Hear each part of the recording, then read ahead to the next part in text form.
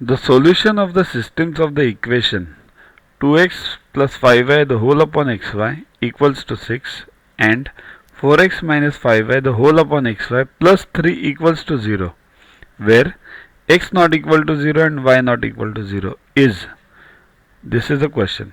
Now what do you mean by solutions? It means simple, find the value of x and y. Okay. So first write the equation in proper way.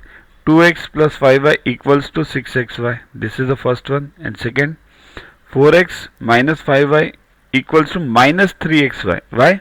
See this plus. Plus 3 goes on this side, it becomes minus, and then multiply it with xy. Okay. So 1 and 2 are what now?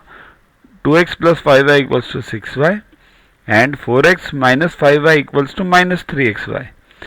So just see the similarities. 5 5 over here, plus minus, so add them. 1 plus 2, you get 6x equals to 3xy.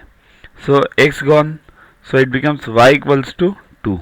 Substitute y equals to 2 in 1, you get 2x plus 5 into 2 equals to 6x into 2, right? Solve this. So 2x plus 10 equals to 12x, then 2 on this side, 10x equals to 10, then x equals to 1. These are the two answers required.